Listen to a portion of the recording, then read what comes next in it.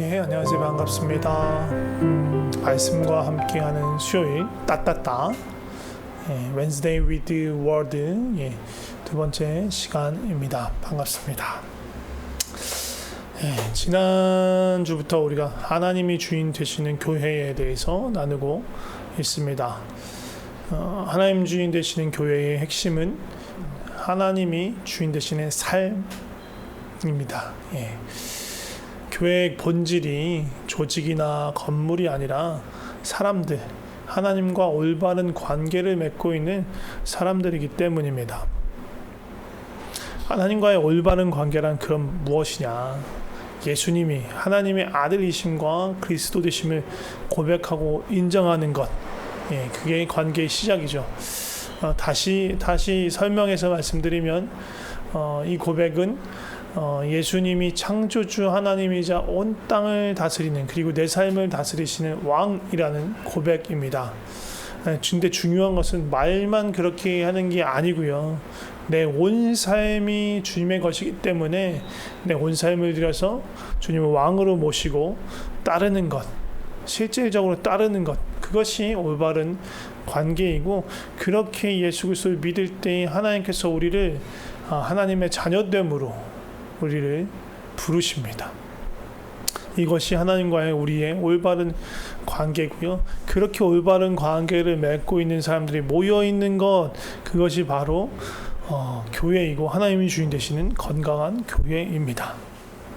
이것이 바로 가장 중요한 기초인데요.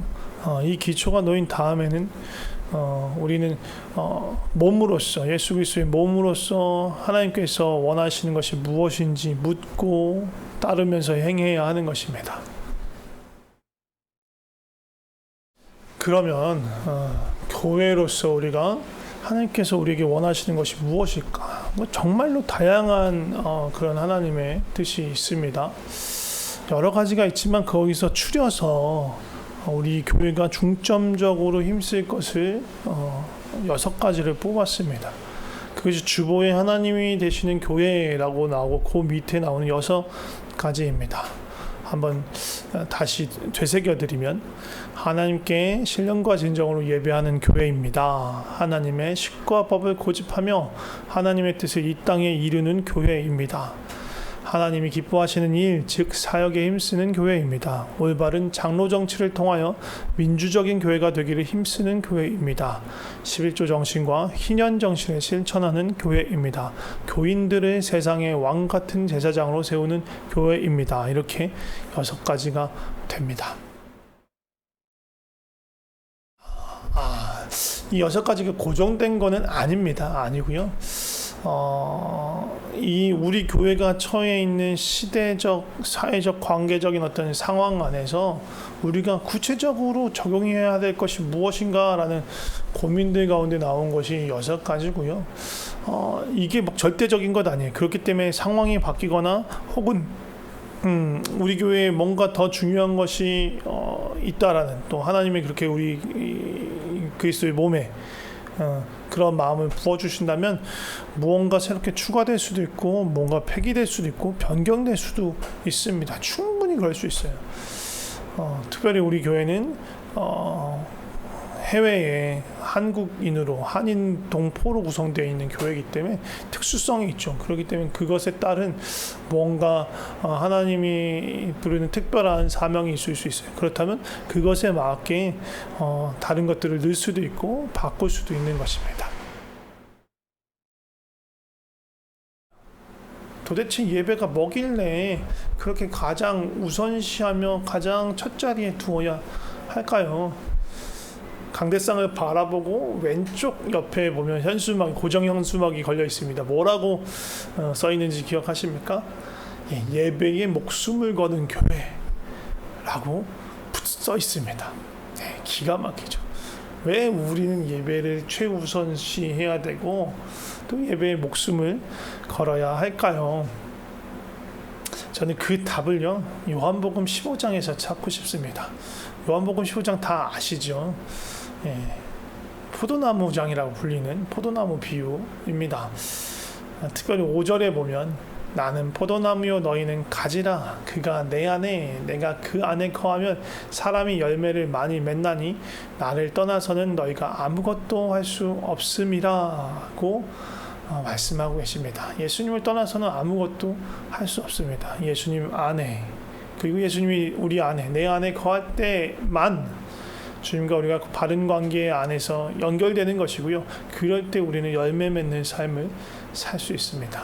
왜냐하면 우리가 열매 맺어야 하는 것은요, 내 열매가 아닌 거예요. 뭔가 우리의 사업적인 뛰어난 수완, 뭔가를 발휘해서 뭔가 외적인 뭔가를 막 만들어내고 그것을 막 일으키는 것, 그것이 열매가 아닙니다. 열매는요, 주님의 열매여야 돼. 예수님의 열매, 예수님을 재생산하는 것, 예수님의 생명을 풍성케 하는 거여야 해요. 그럼 누가 주도적으로 그걸 해야 합니까? 예수님이 하셔야 하는 거예요. 내가 하면 내 열매를 맺는 거죠.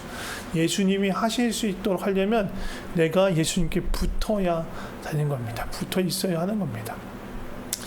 비슷한 말씀으로 우리가 다 사랑장으로 이렇게 부르고 있는 고린도전서 13장 보면 그 맨 앞에 뭐라고 나오는지 아십니까? 사람의 방언, 천사의 말, 애언, 비밀을 알고 지식으로 가득 차 있고 큰 믿음이 있고 모든 소유를 팔아서 구제하고 또 심지어 목숨을 내어주더라도 뭐가 없으면 아무것도 아니다, 말짱꽝이다 라고 이야기합니까? 바로 사랑입니다. 근데 이 사랑이요, 이 사랑이 우리가 갖고 있는 그런 사랑일까요? 육신적인 어떤 감정이나 뭔가 그런 사랑일까요? 아니에요. 이 사랑은요, 사랑은 하나님이시다. 하나님은 사랑이시라. 하나님의 마음 안에 담겨 있는 바로 그것이에요. 하나님의 마음이에요. 그러니까 하나님의 마음을 알고 그 마음을 담아서 행하지 않는 모든 것들은 말짱 꽝이다. 하나님의 마음을 알고 품고 담아서 하려면 뭘 어떻게 해야 돼요? 하나님 안에 거해야죠. 주님 안에, 주님이 내 안에 거해야만 그렇게 할 수 있어요. 그러면 어떻게 해야 합니까? 아까 말했던 가장 기본적인 관계가 세워져야 돼요. 예수 그리스도를 창조주 하나님으로 모시고 내 왕으로 모시는 삶을 살아야 하는데 우리가 그것들을 계속해서 번번이 놓칠 때가 있어요. 우리의 생각이, 우리 마음이 흩어지기도 하고 이렇게 나뉘어지기도 하고 또 세상의 것으로 인해서 더러워지고 지저분해지기도 해요. 그런 것들을 다시 재정렬해서 하나님으로 향하게 하는 것, 그 하나님 앞에 머물도록 하는 것, 그게 무엇이냐면 바로 예배입니다. 예배는 우리로 하여금 혹시라도 주님하고 떨어져 있다라면 그것을 다시 주님 앞으로 돌이켜서 주님 안에 거하게 하는 것이에요. 왜냐하면 예배의 본질이 하나님과 우리의 만남이기 때문에 그렇습니다. 그러면 어떻게 예배를 드려야 하나? 이 이야기는 사실 많이 이야기를 했습니다. 우리 특별히 작년부터 이제 코로나가 이렇게 막 창궐 하면서 우리가 현장 예배, 대면 예배를 드릴 수 없는 상황이 많이 발생했습니다. 그러면서 우리가 어떻게 예배를 드려야 될까? 어쩔 수 없이 온라인 예배를 드리는데 그렇다면 예배의 본질이 무엇일까라는 마음으로 제가 여러 차례 이야기를 나눴습니다. 지금은 그 얘기를 다 장황하게 말씀드리고 싶지 않습니다. 이미 여러 번 말씀드렸기 때문에 예배는 먼저 아닌 것 두 가지부터 말씀드리면 장소의 문제가 아니다. 이 산 그리심산에서도 아니고 예루살렘에서도 아니고 아버지께 예배할 때가 온다. 그때는 신령과 진정으로 아버지께 나아가야 한다고 예수님 말씀하셨어요. 장소의 문제도 아니에요. 그리고 또한 이것은 연결되는 건데 형식의 문제도 아니에요. 신령과 진정으로 나아가야 한다고 했지, 무슨 성전을 짓고 뭔가 물두멍에서 손 씻고 뭐 옷을 어떤 걸 입고 뭔가 그 절차적으로 해야 되는 그 레이기에 잔뜩 나와 있는 그런 것들을 해서 절차적으로 뭔가를 진행해야 올바른 예배라고 할 수 있는 게 아닙니다. 그럼 예배란 무엇이냐? 하나님과의 전인격적인 만남입니다. 하나님과 내가 만나는 거예요. 근데 우리는 그냥 만날 수 없어요. 왜냐하면 우리는 죄인이에요. 본질상 죄인이에요. 그렇기 때문에 우리의 모습 그대로 나갈 수 없어요. 거룩한 하나님 앞에. 그래서 반드시 필요한 게 예수 그리스도의 그 보혈의 공로입니다. 휘장을 찢으신 그 예수 그리스도의 그 보혈의 공로, 십자가의 공로로 우리가 의지하고 붙잡고 예배로 나아가야 돼요. 또 한 가지, 하나님과 우리의 만남인데요. 우리로 하여금 하나님을 알게 하는 것, 하나님의 마음을 알게 하는 분이 계세요. 누굽니까? 우리 안에 계신 성령님이십니다. 그래서 성령님께 아주 의지하는 마음으로, 성령님께 계속 구하는 마음으로, 주님 우리를 아버지의 마음을 알게 하여 주시옵소서, 성령님 우리를 깨우쳐 알게 하여 주시옵소서, 그렇게 기도하는 마음으로 성령님께 의지하면서 예배를 드려야 하는 거예요. 그게 우리가 드려야 되는, 마땅히 드려야 하는 예배입니다. 그래서 그렇게 해서 하나님과 우리의 전인격적인 만남에서 가장 중요한 게 뭐예요? 하나님의 마음, 하나님의 뜻이 무엇인가를 구하는 거예요. 계속 그거에 초점을 맞추셔야 돼요. 찬양을 하고 뭐 앉았다 일어났다 하고 뭐 신앙의 고백도 하고 기도도 하고 막 또 설교도 듣고 막 광고도 하고 하는데 그 모든 것들은 우리로 하여금 하나님의 마음이 무엇인가라는 것을 알도록 돕기 위한 장치예요. 그러니까 우리는 하나님의 마음을 계속 구해야 하는 것입니다.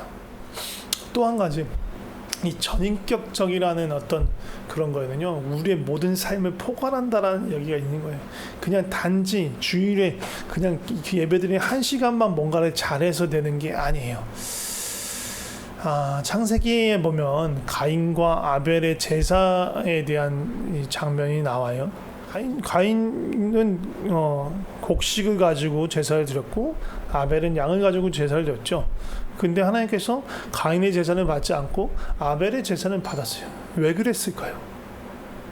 드렸던 제물에 문제가 있었을까요? 아니에요. 말씀을 자세히 보면 이렇게 되어 있습니다. 하나님께서 가인과 그가 드리는 제물을 받지 않았다. 그리고 아벨과 아벨이 드리는 제물을 받았다라고 얘기해요. 뭐가 나와요? 이거는요, 순서가 우리가 생각하기에 그냥 우리의 어떤 관습적인 방법으로 그렇게 생각하는 거예요. 가인이 드린 제물을 받지 않았기 때문에 가인을 거절했다라고 생각하기 쉬운 거예요. 아벨이 드린 제물을 받았기 때문에 아벨을 받으셨다라고 생각하기 쉬운 거예요. 아니요. 그런데 성경이 말하는, 일관적으로 말하는 바는요, 어떤 제물에 의해서 뭔가 되는 게 아니고요. 가인이라는 사람이 이미 하나님 앞에 그 전 인격이, 그의 삶이 하나님 앞에 거룩하지 않은 거예요. 그 앞에 드려지기 합당하지 않은 거예요. 그러니까 그가 드리는 예물까지도 받지 않으신 거죠. 반대로요, 아벨은요, 그의 삶이 하나님의 보시기에 합당한 거예요. 그렇기 때문에 그가 양이 아니라 그가 곡식을 드렸어도 하나님께서 받으셨을 거예요. 그 문제가 아니라는 거예요. 아벨과 아벨의 제사를 받으신 거예요. 아벨을 받으셨기 때문에 아벨의 제사를 받으신 거죠. 가인을 거부하셨기 때문에, 가인 너는 지금 아니야, 준비가 되지 않았어, 너에게는 지금 죄가 계속 유혹하고 있구나, 그것부터 다스려야 해 라고 말씀하시는 거예요. 이게 우리가 하나님 앞에 전인격적으로 드리는 제사, 예배입니다. 이 말을 바울이 다른 말로 표현한 것이 있어요. 그게 로마서 12장 1절 2절 말씀입니다. 오늘은 이 로마서 12장 1절 2절 말씀을 읽고 마무리하고 싶습니다. 같이 좀 읽어봤으면 좋겠습니다. 그러므로 형제들아, 내가 하나님의 모든 자비하심으로 너희를 권하노니 너희 몸을 하나님이 기뻐하시는 거룩한 산 제물로 드리라. 이는 너희가 드릴 영적 예배니라. 너희는 이 세대를 본받지 말고 오직 마음을 새롭게 함으로 변화를 받아 하나님의 선하시고 기뻐하시고 온전하신 뜻이 무엇인지 분별하도록 하라. 아멘. 우리가 날마다 이렇게 우리의 삶을 하나님 앞에 거룩한 산 제물로 드리는 그런 합당한 예배를 드리며, 정말로 하나님의 마음이 무엇인지 그 하나님과 깊은 연결 안에, 올바른 관계 안에 하나님께서 우리를 통해서 하나님의 일을 행하셨으면 좋겠고요. 그보다 앞서 우리가 더 하나님과 더 깊고 친밀한 관계로 나아갈 수 있었으면 좋겠습니다. 그렇게 하나님과 바른 관계 안에 하나님께 붙어서 올바로 살아가시기를 축복합니다.